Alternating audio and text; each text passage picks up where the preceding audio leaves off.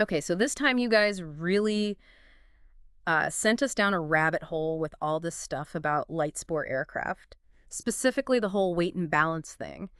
And it got me thinking, like, have you ever really stopped to consider how much something as basic as how much the pilot weighs, like their weight, can totally change how one of these, smaller planes actually flies? It is pretty fascinating. It is, or even more kind of mind-blowing is that some of them like don't even need the standard weight and balance calculations that we like always think about with aviation. Like how is that even possible? Yeah, that's a great question. And that's actually what we're going to be looking into today in our deep dive. We're not talking jumbo jets or anything. This is all about light sport aircraft. It's a whole different ballgame. Totally. And we've got this weight and balance handbook-4.pdf. It goes deep on like the nitty-gritty of this stuff specifically for these kinds of aircraft. Yeah. It's really interesting to see how the whole weight and balance thing changes so much for these smaller planes, these ones that are, generally easier to get into, and why certain types are just exempt from the usual number crunching. Like it's simple by design, and that leads to some pretty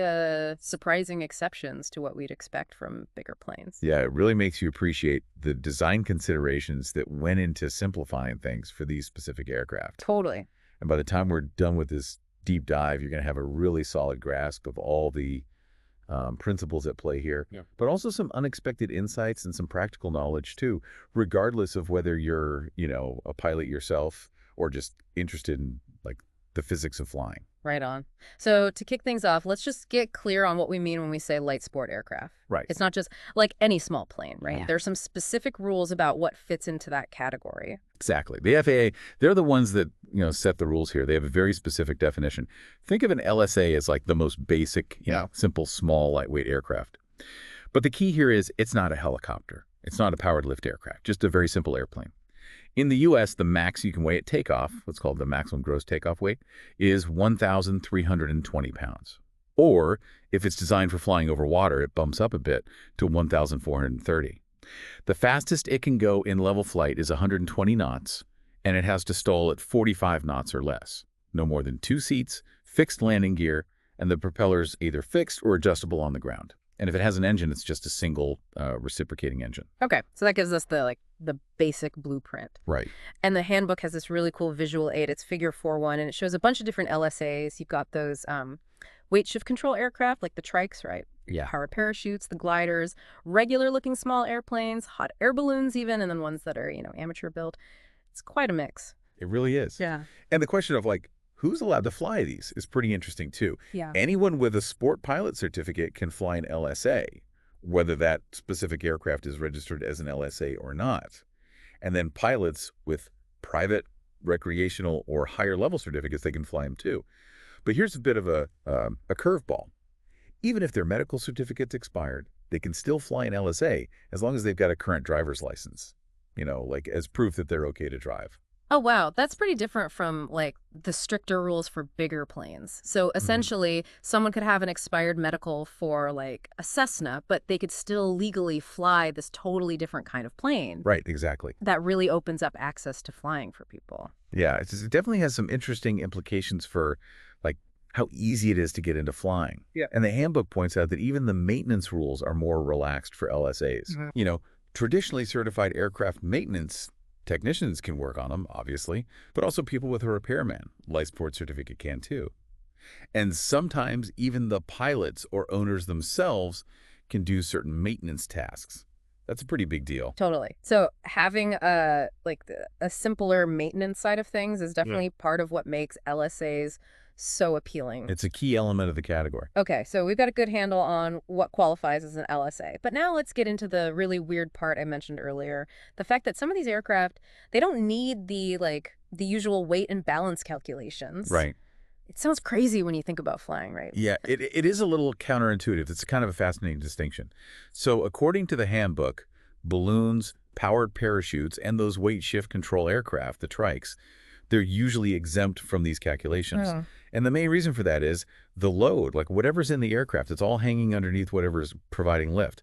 So the way their center of gravity is set up makes it really difficult to go outside those limits. That does make sense when you think about it. Yeah. And the handbook gives some good examples, like for weight shift control aircraft, the backseat and the fuel tank. They're both really close to that hang point, especially when it's flying. So, like, changes in how much weight is back there don't affect the center of gravity too much.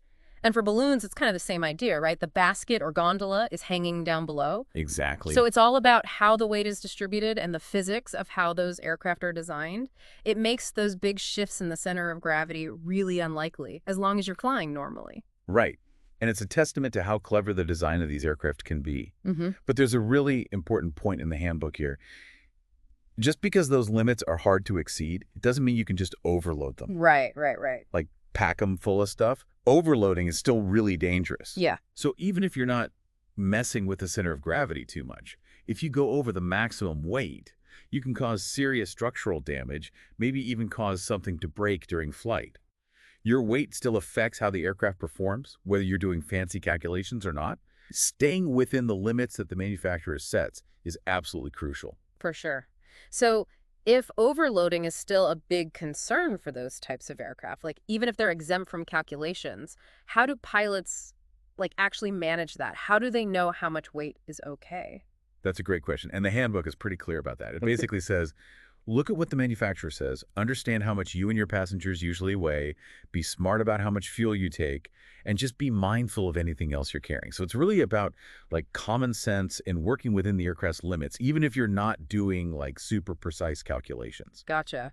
So basically, even without exact numbers, it's about operating within safe boundaries. Right. It's a different way of managing the risk. The design helps with CG, but you still got to respect weight limits. For sure, for sure. Okay, let's talk more about one of these specific types, the weight shift control aircraft, those trikes.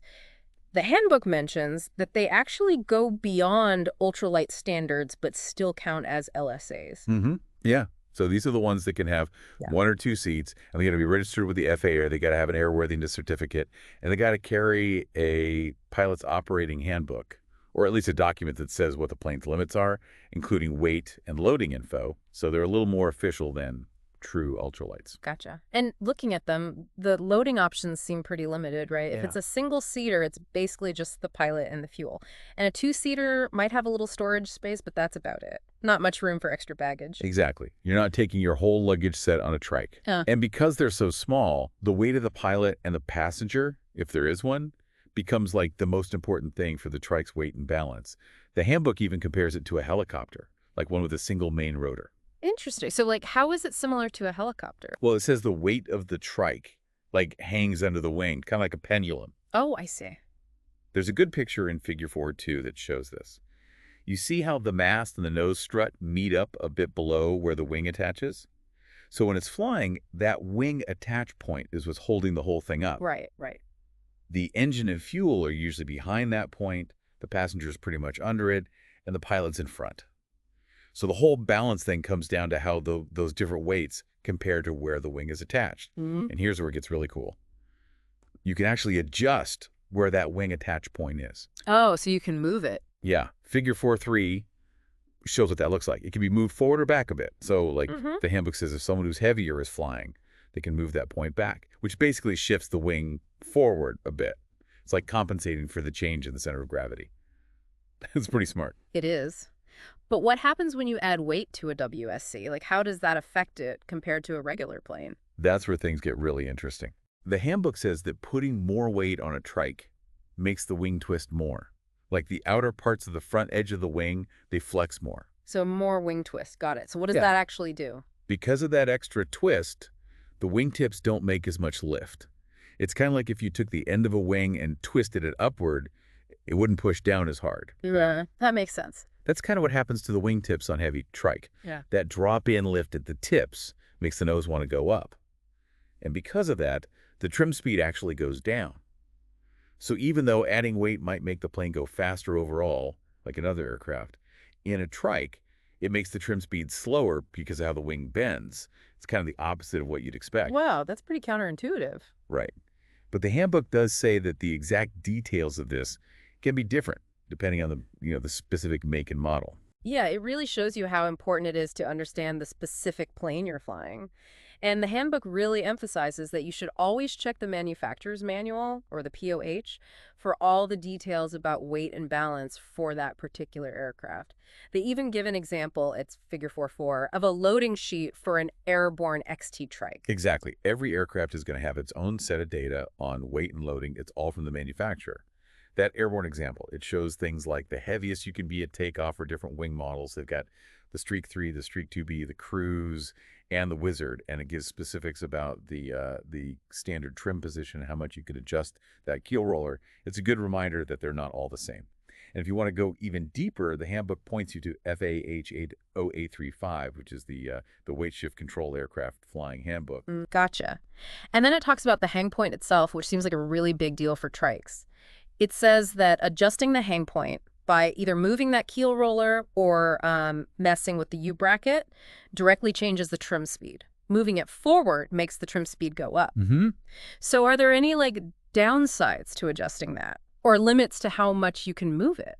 Yeah, good question. The manufacturer sets limits on how much you can adjust it. And that's part of the aircraft's overall limitations. You can't just move it wherever you want. Right. The POH is going to tell you what the acceptable range is for different loading situations. Yeah. You move it too far forward or back, and you can mess up the stability or how well it handles. That makes sense. And the handbook makes a distinction, right? It says that the center of gravity limits on the trike space or gondola, those aren't as crucial as the exact hang point position and the limits for adjusting that. Exactly. They also define the datum point, which is the front bolt on the nose plate measured from the hang bolt. Right. It all comes down to keeping the right relationship between the lift from the wing and how the weight is spread out underneath it. It all makes sense now. The handbook even gives specific examples from that figure 4.4. It shows the standard trim positions, stuff like the keel hole number and the distance and the furthest forward and back. You could put the hang point and which holes you can use in the U-bracket for each of those airborne wing models. It's very specific to each aircraft. Yeah, and it really highlights that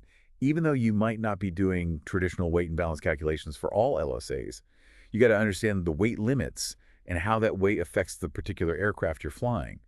That's crucial for staying safe. Totally agree. Okay, so we covered weight shift control aircraft. What about powered parachutes? Does the handbook say anything about those? It does.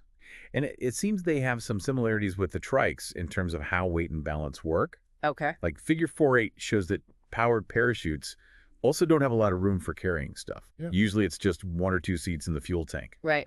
And just like the trikes, they fly based on that pendulum principle. All the weight is hanging below that big parachute wing. Gotcha. So is the attachment point for the wing or the parachute in this case also adjustable? It is. The handbook says you can adjust it to make up for the weight of the pilot and passenger. Like if the pilot's heavier, they might move it forward to keep the nose from being too heavy. Makes sense. Yeah. And just like with the other LSAs, the handbook reminds us that these powered parachutes, if they're being used for sport or private flying, they have to be registered with the FAA. They need an airworthiness certificate. They need a POH that has weight and balance info in it, proper maintenance, and they got to keep those logbooks up to date. Okay, so even if they don't need complicated calculations, they still need to follow the rules. Yep. And pilots still got to understand those weight limits and know how to adjust the aircraft based on how much weight they've got. Exactly. And you always got to double check the POH for that specific powered parachute. Always read the manual.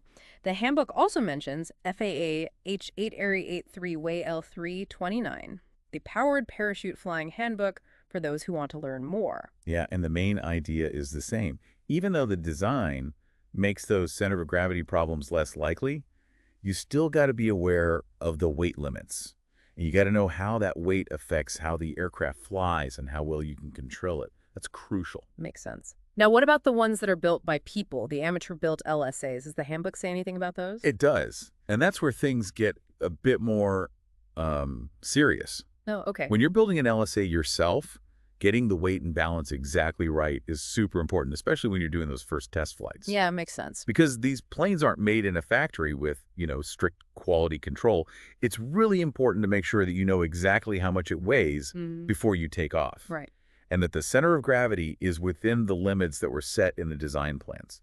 If you don't get that right, it can be really dangerous, especially during those initial test flights. Makes sense. So how does the handbook recommend weighing these amateur-built aircraft? How do you get that right? Precision is key.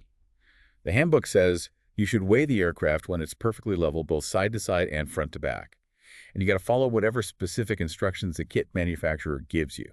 The plane should be in the same position as it would be if it was flying level. And here's a big one. Use 3 calibrated scales, not just regular bathroom scales. Those might not be accurate enough. So it's a much more careful and strict process than for some of the other LSAs, where those formal calculations aren't always mandatory. Right. With amateur-built aircraft, you're basically figuring out the essential info you need to fly it safely. And getting the weight right is the very first and most important step. Okay, so let's just take a minute to go over what we've learned in this deep dive. We started by talking about what makes an aircraft a light sport aircraft, with all those specific rules. Then we got to that interesting part where we found out that some LSAs, like those balloons, powered parachutes, and trikes, don't always need the regular weight and balance calculations because of the way they're designed and how the weight hangs below. Right. Then we took a closer look at those strikes and how the pilot and passenger's weight is the most important factor. We talked about how they fly kind of like a pendulum and how adding more weight can make the wing twist and actually make the trim speed go down. And of course, how important that adjustable hang point is. Yeah. And we saw some of those same ideas with powered parachutes, especially with how you can adjust the wing attachment point. And finally, we talked about how crucial it is to get those weight and balance calculations right for the amateur-built LSAs, especially during those first test flights. It's amazing how the whole light sport aircraft category lets you use all these different ways of dealing with weight and balance. It just shows you that knowing the basic principles and understanding the specific plane you're flying is always the most important thing for safety. Absolutely. Going back to what we were wondering at the beginning, it's pretty incredible how something as simple as how much the pilot weighs can affect these smaller planes so much. And it's fascinating to learn that some of them don't even need to worry about those formulas as much as we thought. It definitely makes you appreciate how diverse the world of aviation is, even within this one specific category of light sport aircraft. Absolutely. It really makes you think, doesn't it? If something as seemingly basic as the weight of the people on board can have such noticeable and sometimes unexpected effects on these light aircraft, what other seemingly minor things might be having a big, maybe even surprising impact on other vehicles or systems that we use every day? Maybe looking at how things work in light sport aviation can give us a new perspective on how complex the world around us really is. That's a great point. It's all about thinking deeper. Right. Exactly. There's always more to learn. Always something new to discover. Well, on that note, we're going to have to wrap up this deep dive. Sounds good. But as always, keep those questions coming, and we'll see you next time for another deep dive. Until then. Bye.